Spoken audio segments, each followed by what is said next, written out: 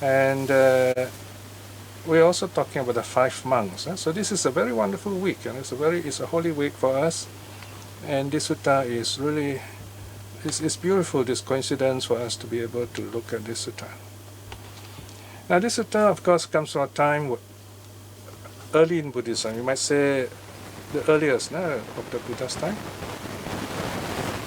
There is, interestingly, quite a lot of documentation on this, mostly from the Vinaya. Look at the Vinaya, the volume 1, called the Mahavagga, the great chapter. It's got a full-length narrative from the time the Buddha awakened as Buddha until the Sariputta and Moggallana joined the order. So it's quite a long chapter. So part of it records the teaching of the first discourse plus other teachings. So in these notes given to you, you can download this anytime from the dhammafera.org. I put together all the related suttas from the Vinaya, from the Majjhima, from the Samyutta that come before this first so-called first discourse and immediately after it. So today we look at how true is it? This is the first discourse. What happened before this? What happened after that? Now, first of all, what is the sequence here? The Buddha got enlightened. He spent 49 days kind of sitting in meditation and for seven days each posture. No? Then later he decided to teach. So he was thinking, who should he teach? Someone who has the ability to understand, because the Dhamma is so difficult to understand it.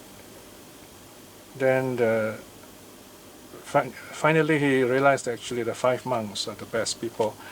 Now the 5 monks left the Bodhisattva because the Bodhisattva decided to take the middle way, not to torture his body.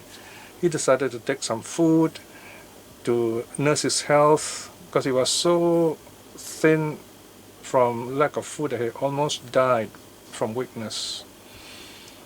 So the Buddha said that, thought that he was going to teach the 5 monks, and all these 5 monks left him and have gone to the deer park outside Benares. They give up on the Buddha. So here we see, although his own followers gave up on him, the Buddha did not give up.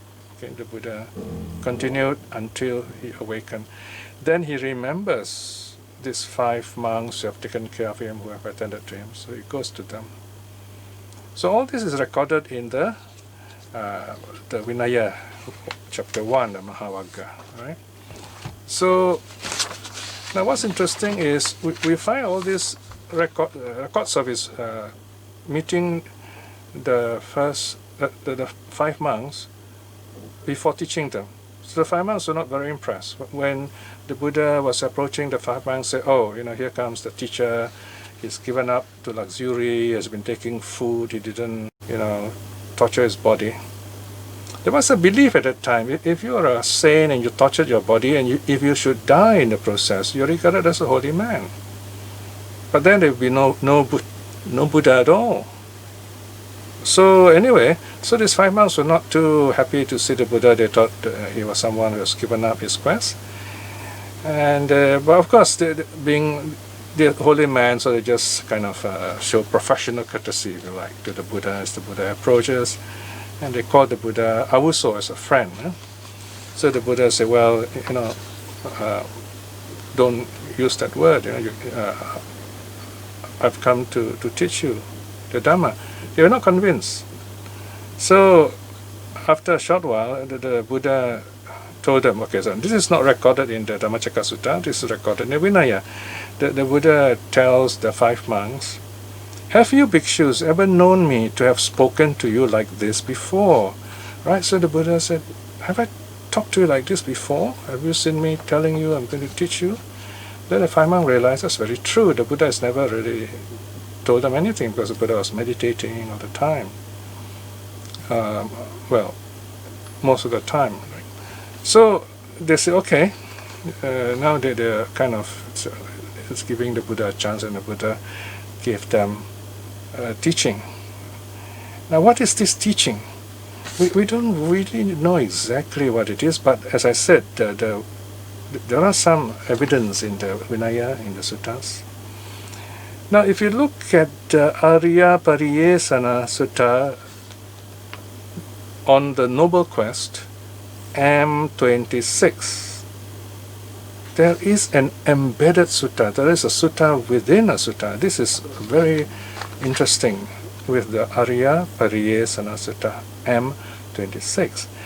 The last half is another sutta called the Pasarasi Sutta. Pasarasi Sutta. Pasa means trap, hunter's trap. Rasi means a pile of trap.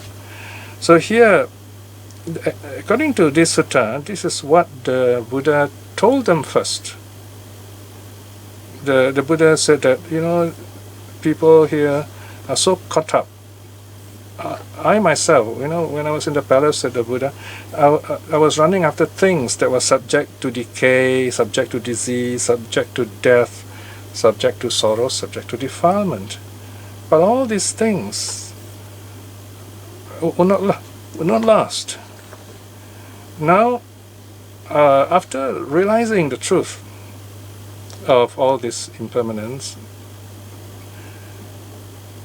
I began seeking the undecaying, undiseased, the death-free, the sorrowless, the defilement-free. Right? So he says, I've discovered the truth. Okay? So this is a teaching called the pile of snares, or the pile of traps. And the Buddha says all those people who are caught up accumulating all these sensual pleasures without watching their mind, they are like a deer that is trapped, and this deer is sitting on a pile of snares, a pile of trap, and this deer can't go anywhere. And the hunter will come along and do what he likes with the deer. Of course, we kill the deer. So this hunter is Mara, the embodiment of all that is bad, all that causes us to suffer. So this is what the Buddha seems to have taught them first. No? Like this is preserved in the Arya Pariyesana Sutta. Then, only then, when the monks are better prepared, they look at the Buddha as calm and radiant and teaching all this wonderful, profound truth they never heard before. Now, only then the Buddha started teaching them the Dhammacakka Sutta. Okay? So, I'm going to summarize the sutta first, and then I'm giving you the negative background of these early days. Yeah? So, in the Dhammacakka Sutta, Sangyutta chapter 56, Sutta 11, the Buddha told the monks there are these two extremes. Okay, one is to glorify the body, enjoy physical sensual pleasures, getting lost in it, not caring for personal development. The other is to torture the body, which the Buddha lived both lives. And he found that neither of them brought him the answer to true reality. So he decided the answer must be in a middle way. He recalled to mind, even as a child, he meditated and it was very peaceful. He attained the first dhyana, very deep meditation. And using that meditation, he realized the truth. And this truth is formulated by him in the form of the Four Noble Truths. Now, the Four Noble Truths are a very beautiful summary of our life, our existence. First noble truth we all know is there is suffering. Second noble truth, this suffering arises from craving. Truth 1, truth 2 defines the meaning of life. All this is found in the Dhammacakka Sutta, which we'll look at in a while.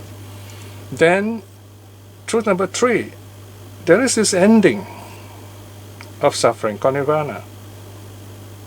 And then truth number 4, there is this way the Buddha has discovered. you can find this ending of suffering in this life itself, the path. So truth 3 and 4 are the purpose of life, the true purpose of spiritual life. So these are the Four Noble Truths which the Buddha mentioned in the Dhammacakka Sutta. So when Kondanya hears this teaching, he becomes a stream winner right away. At the end of the sutta, if you look at the end of the sutta, it says Kondanya becomes a stream winner. Kondanya is special. He's the oldest of all the Buddha's disciples. He was there even when the Buddha was born. He was one of the 8 Brahmins who predicted the Buddha's future. The other 7 Brahmins were not sure. They put up 2 fingers. They say, oh, this wonderful child, if he leaves the home, he will become a world teacher, the Buddha. If he stays home, he will become the world conqueror, world monarch, very powerful ruler. But Kondanya was very sure. Put up 1 finger. He says, no, I'm sure this child will renounce the world, will leave home. So this Kondanya has been watching Siddhartha all the while until he became Buddha, until Siddhartha became Buddha. So when Buddha left home, when Siddhartha left home, of course Kondanya was very excited. So he went to all the other 8 Brahmins. Some of them are dead, because they're quite old. But he's the youngest. So he managed to convince their sons to follow him. But only 4 others. Right? So this is how you get the 5 monks. Yeah?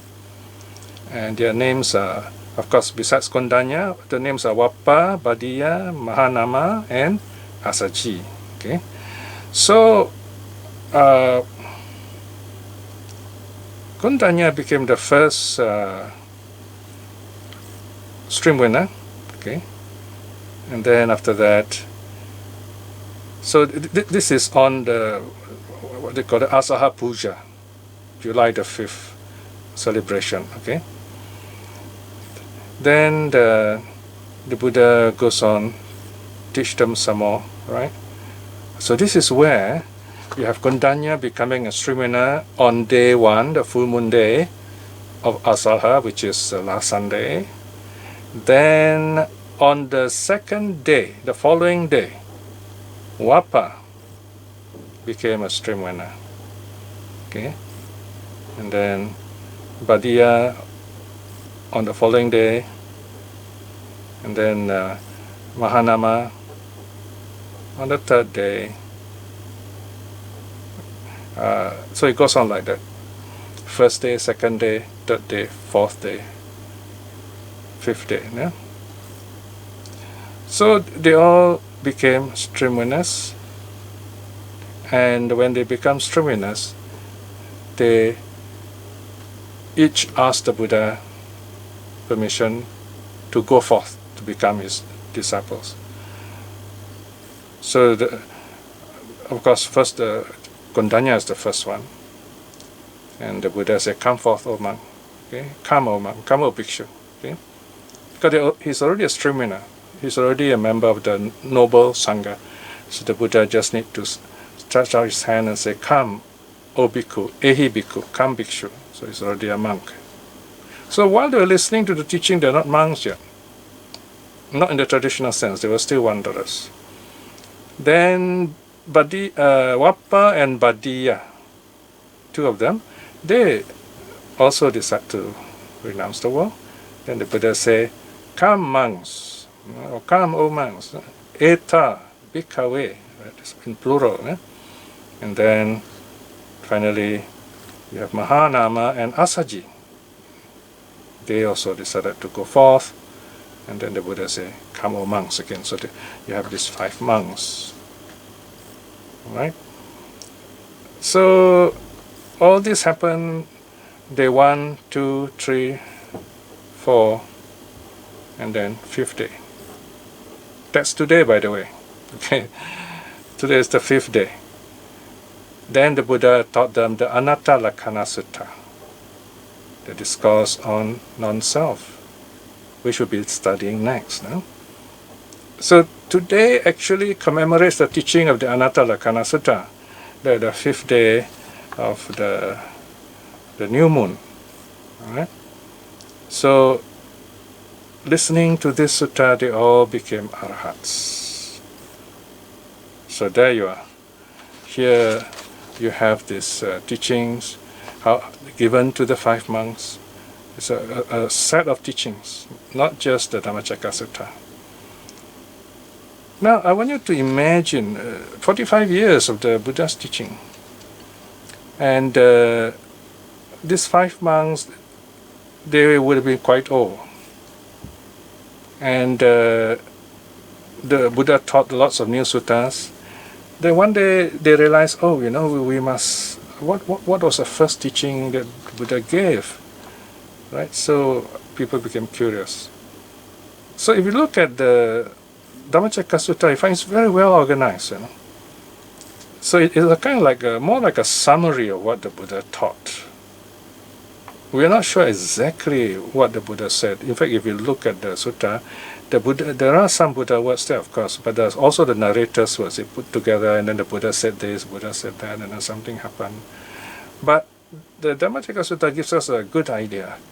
What are the things that the Buddha taught first to the 5 monks, plus lots of other things too during the early days, early years of meeting between the Buddha and the 5 monks. Okay, right. So that's the background, the narrative background of the Buddha and the 5 monks. So let's look at the sutta now. Okay, the Dhammacakkappavattana Sutta, the discourse on the turning of the wheel of truth.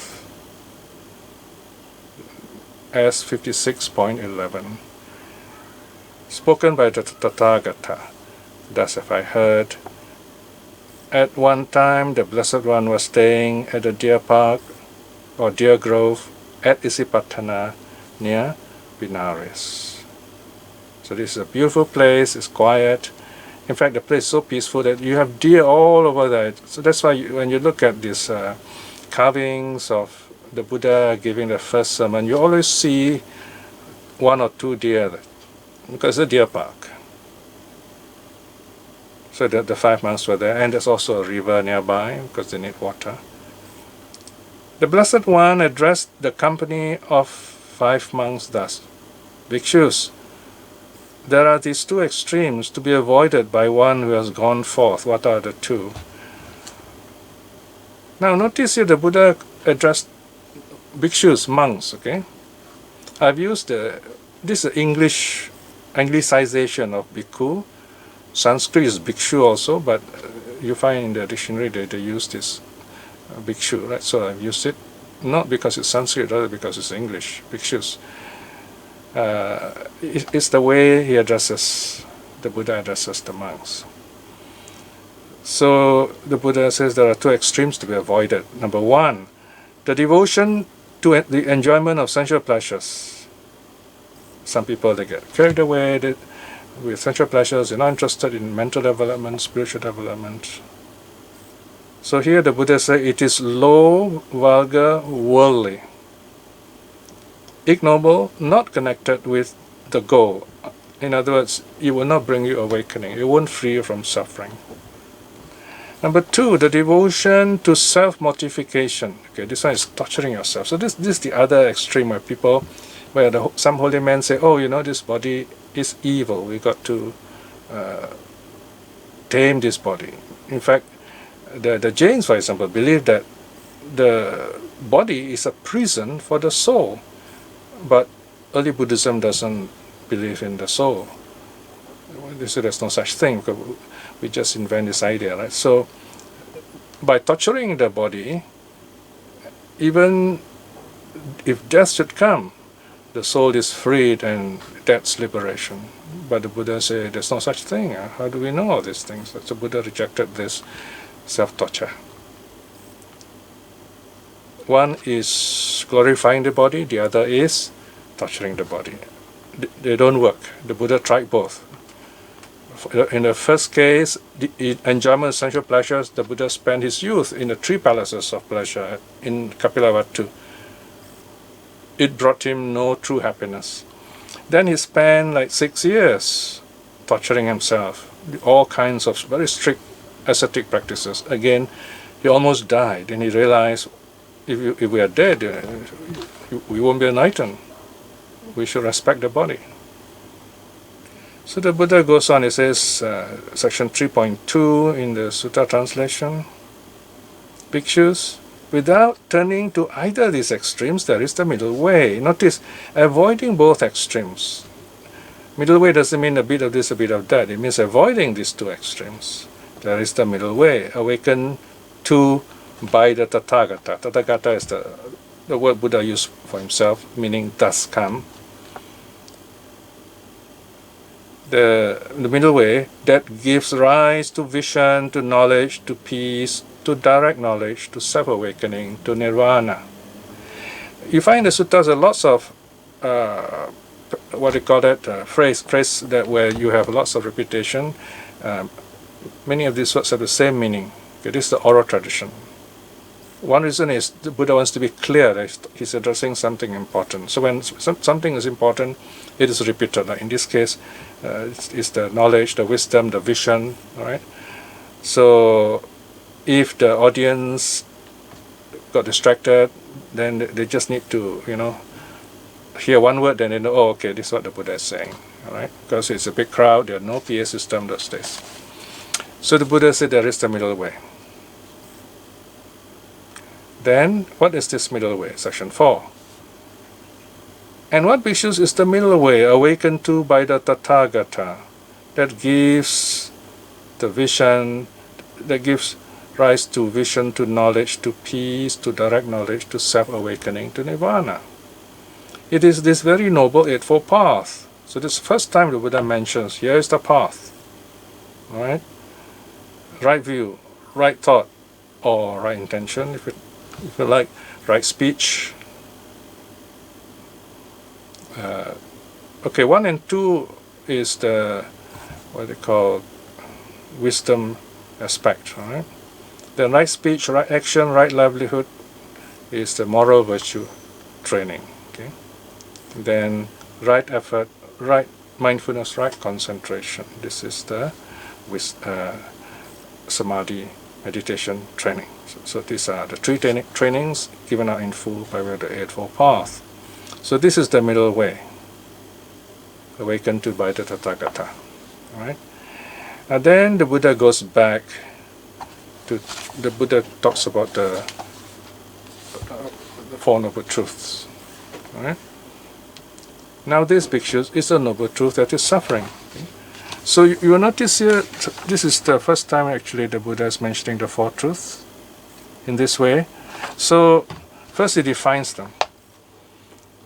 Birth is suffering, decay is suffering, disease, death. Now some texts also mention after number 4, grief, lamentation, physical pain, mental pain, and despair. But the Dhammacakka Sutta doesn't actually mention this, but it's added in here just for our information.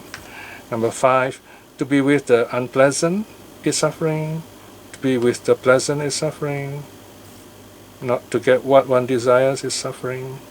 Right? So this is like kind of mental suffering, if you like. The last one is the most important, number 8. In short, the 5 aggregates of clinging are suffering. Now you may wonder, how come the Buddha just mentioned the 5 aggregates like that? Right? So this is where, when we study the next sutta, the Anattarakkana Sutta, we find the Buddha will mention the 5 aggregates again. Okay. Now, of course, we don't know what are the things the Buddha taught the 5 monks before this. He probably also taught them the 5 aggregates earlier on. Okay? So here he just mentions it, right? So because the monks already heard what the 5 aggregates are. And one more thing that the Buddha also taught them before this first discourse is how to meditate. He taught them what are called the 9 progressive abodes. Anupubba Vihara. Okay? The 9 progressive abodes. The 4 jhanas. Jhana 1, 2, 3, 4. These are the 4 form jhanas. These are very deep meditation where we must let go of all the senses so that the mind is totally free. Then the meditator goes on to the 4 formless attainments. These are even higher still. Right? And finally, there is what's called the cessation of feeling and perception. This is very high. Only the Arahats and the Buddha can attain this. This is the living experience of Nirvana. So the monks were also taught meditation, in other words. All right. So here the Buddha mentioned the Noble Truth first. Then the Buddha goes on to the second truth, number 6, section 6. Now you notice there are small prints in the book. It's called MV 1.6.20. MV Mahavagga, that's the first chapter of the Vinaya.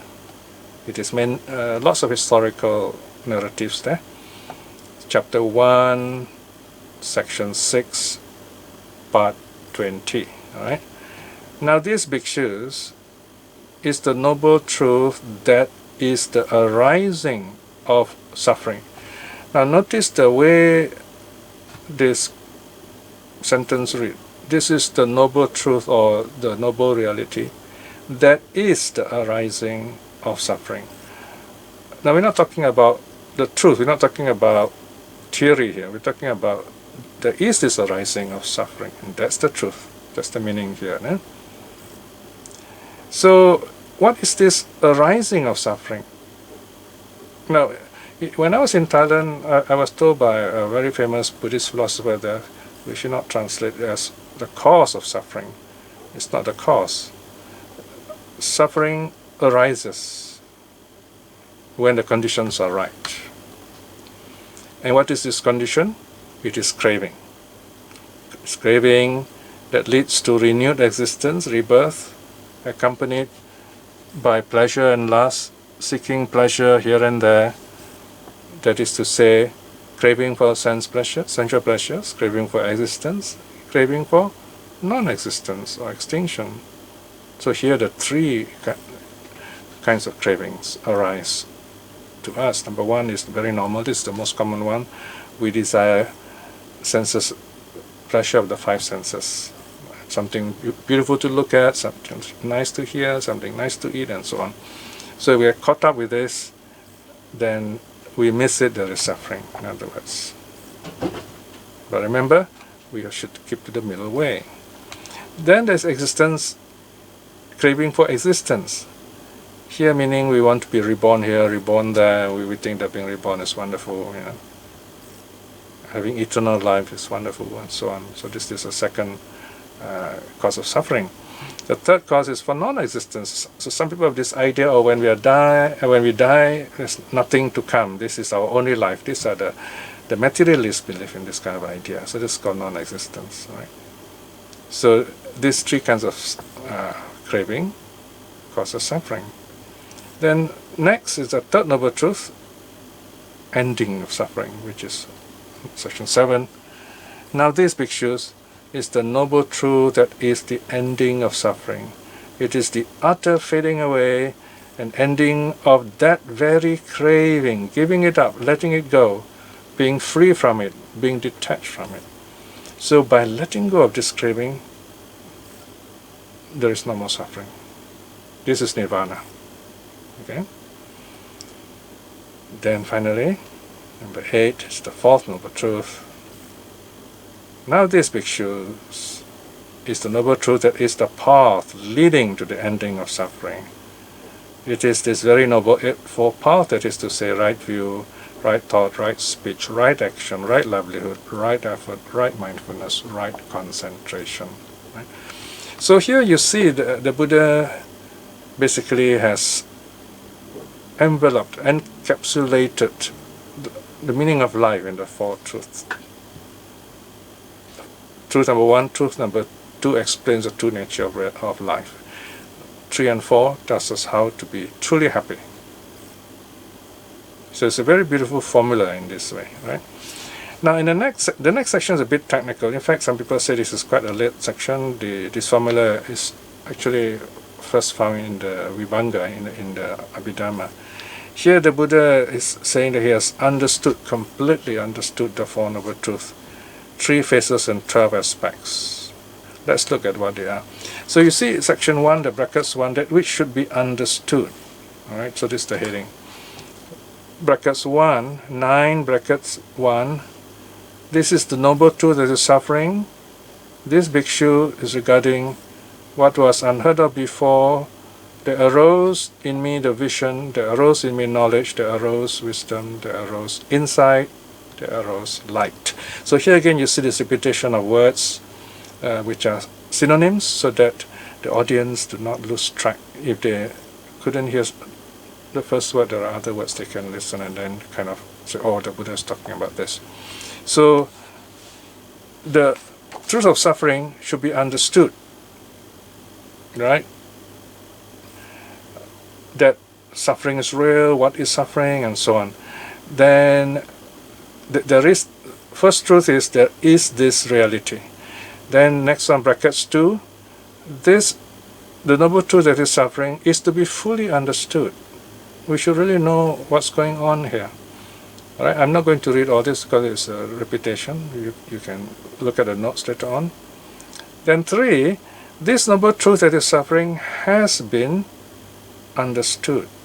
So these are called the 3 good dhammas, if you like. Theory, practice, realization. Theory, practice, realization. First is there is suffering, the theory aspect. Then you understand this or accept it, and then it has been understood. So Buddha says, I have completed all these 3 aspects of the first noble truth. Now the second noble truth is brackets 2, that which should be abandoned, given up, renounced. This is the noble truth that is the arising of suffering, in other words, craving. So the Buddha is saying, I have understood this. But first it says there is this in theory. Okay. Then number 2, the practice aspect, right? Remember the 3 good dhammas: study, practice, realization. Theory, practice, realization. Right? So number 1 is theory, the arising of suffering, that is craving. Then second truth about it, it should be abandoned. Okay? Understanding it alone is not enough. You should give it up. Okay? And then number 6, the noble truth that is the arising of suffering has been abandoned. So the Buddha said, well, I have given up. I have let go of this. So here the 3 good dhammas, theory, practice, realization, is applied to the second noble truth, completing mastery of the second truth. The Buddha said, I have understood, mastered this completely. Then he goes on to the third truth, that which should be realized. Okay? So look at bracket 7, 11 brackets 7. This is the noble truth that is the ending of suffering. And what is this? This is nirvana. Okay? So this is in theory, nirvana. Okay? We all know this theory, of course, but then the second part we have to practice. Number 8, this noble truth that is the ending of suffering should be realized. Suffering must be understood. Arising of suffering should be abandoned. The ending of suffering should be realized. What should be realized? Nirvana. Okay? Should be realized. So this is a different action, if you like. The different verb is used. Nirvana is to be realized. And then 9, this noble truth that is the ending of suffering has been realized. So the Buddha said, I have realized this. Okay? So this is the threefold framework applied to the third noble truth. Finally, number 4, that which should be cultivated. What is this? This is the path.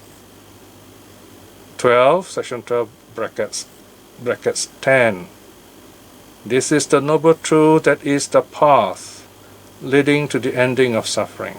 Okay, not heard before, but the Buddha discovered this, the path. Now we know the path in theory. Next step, we've got to cultivate it. Section 11, this noble truth that is the path leading to the ending of suffering should be cultivated. And the Buddha has cultivated this. Then, finally, number 12, right? So this is the 12th aspect of the noble truth. This noble truth that is the path leading to the ending of suffering has been cultivated by the Buddha, right? So he has completed all the 12 aspects, has mastered all the 12 aspects of the Four Noble Truths. Now for us, the unawakened, we are more or less struggling still with the first part of it, the theory of it. We know the first noble truth, second noble truth, third noble truth, fourth noble truth. That's in theory. Well, that's good. It's a good start, right? So here you are. The Buddha says, 14.2, the knowledge and vision arose in me. So it says this. I understand this and I see it very clearly. Unshakable is my freedom of mind. This is my last birth. Now there is no more rebirth for me. So the Buddha says, I'm awakened because of this. The Blessed One said this. Satisfied, the monks rejoiced in the Blessed One's words. Notice the 5 monks listened to the first discourse, but nothing happens at this point. Okay? But something big is happening here. Okay, this next part, the heavens exalt, is actually, you might say, added in a bit later. This is a legendary, more or less legendary material, if you like. The gods of the earth, I mean the earth deities, rejoice because they, you know, that when you see some of these drawings, especially the Burmese drawing of the first discourse, you find lots of invisible beings depicted, filling the sky, listening also to the Dhammacakka Sutta. No? And the Japanese even draw animals all around. Okay, it's like the whole world is listening, as it were. So, section 17 says, and when the wheel of truth, the Dhammachakra, has been set in motion by the Blessed One, the earth-bound deities let their voice be heard thus. In the deer grove at Isipatana near Benares, the Blessed One has set in motion the unsurpassed wheel of truth that cannot be stopped by any recluse or Brahmin or Deva or Mara or Brahma or by anyone in the world. Right? So the gods rejoice. They say, oh, this is wonderful. Look, the Buddha has finally taught the Dharma. So the earth gods, they were the nearest to the Buddha. Right? Now the question is, why did the storytellers add this episode in? This is a way of authenticating the teaching. Because some people may say, oh, it's just the Buddha, you know, he's an ordinary human being. But here, the Devas come in and say, wow, this is wonderful, you know, look, the Buddha has taught this Dharma. So, in other words, those who believe in Devas, they'll say, wow, this is something we should listen to, right? And then it goes on, from the Earth Devas were very happy. They were giving this roar, you know, like the Brazilians playing football, they start shouting, you know. Then the earthbound deities' voices were heard by the 4 great kings. So you see the next level, the lowest level of heaven are the 4 great kings, still in the sense world. So they also made the same announcement as in the deer park, the Buddha has taught the Dharma. Okay? And then just above the 4 great kings are the Devas of the 33 Sakras heaven. And in fact, the 4 great kings realm and Sakras realm of the 33, the closest to earth. They are in fact, they call land-based heaven, and they're very close to human beings. Then comes the higher gods, the Yamadevas, still in a sense world. So they heard the Tawatingsa Devas, the gods of the 33, and they also made the same announcement, if you like. So this kind of like a cosmic relay of announcement that the Buddha has appeared in the world. Because remember, these Devas are very long-lived, you know. Many of them live through the times of other Buddhas. In our time, we have already 3 Buddhas have passed, and then ours is the 4th. You know? Then after the Yamadevas made this announcement, the Tusita Devas announced. These are the contented Devas. It is said that the future Buddha is a Deva there now. And then comes the next level. The gods of the next level heard this, the Nimanarati Devas, who delight in creating. So these gods are very powerful. They can just create things on their own. Then next level, their voice is heard. Even though these even more powerful gods, they're so powerful, they don't have to create. They order other gods to create for them. The Paranimitta Vasavati Devas. Para means other, Nimitta means create. Okay. And then, so these are the sense world Devas, the Devas of the sense world. Finally, the Brahmas of the first jhana. So they are like neighbors just outside the sense world. Usually they won't bother about the world, but in this case, because the Buddha has taught the Dhamma, they are also very happy. You remember Brahma Sahampati is a Brahma, you know. So he comes down and invites the Buddha to teach. So this is a bit of drama. This is the way a literary device used in ancient Indian literature to show that this is an important teaching. So whenever something important happens, you have these devas coming in to highlight this truth, and so that we pay extra attention to it. And not only that, there is something else. You have this cosmic event. Again, to the Indians, just to hear all these things is really dramatic to them. It's like watching a Star Wars, you know, that kind of event. They imagine, they have no television at that time, but this is equivalent to their television, if you like. Section 19 does, at that very moment, that very second, in that very instant, the cry spread as far as the Brahma world. And this 10,000 world system, in our universe in other words, shook, quaked and trembled, and a boundless, glorious radiance appeared in the world, surpassing the divine majesty of the Devas. Okay? Of course, you may say, wow, how do we know this? You know, if the whole universe is to quake, it would be, even an earthquake is already quite terrible, you might say, right? So this is a literary device for the storyteller to tell us, and to hear it is a joy. It causes excitement. Now, if you poo-poo this thing, you say, oh, you know, how do I believe this? Then you start watching TV. We all watch all those movies. They're all fiction. They're not real. We love to watch all those fantastic series. You know, the heroes fight the bad guys and so on. Star Wars is a good example. You know. So this is the storyteller's way of highlighting, of saying this is a very important teaching. Right? It's all right, even if you don't believe it. You say, okay, this is just a story, right? You don't say it is true or untrue. It's just a literary device of highlighting the Buddha's teaching. So even if you believe in this paragraph 19, you won't get awakening. So it doesn't really matter. The important thing is what was given earlier, the Four Noble Truths, Eightfold Path. Okay, so this is the highlight. All right. Now, sometimes the suttas get a little changed, you know, because I think someone, probably I forget which country, but Southeast Asia, they added in all the other devas, the higher up, you know.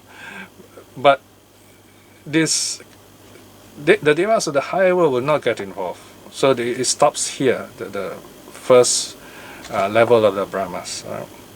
Okay, now we come back to earth, the conclusion of the sutta, section 20. Then the Blessed One uttered this udana. Udana is a joyful, inspired utterance. Anyasi vattavo kondanya, meaning, Master Kondanya has indeed understood. In other words, Kondanya, as far as we know, has attained stream winning, listening to this teaching.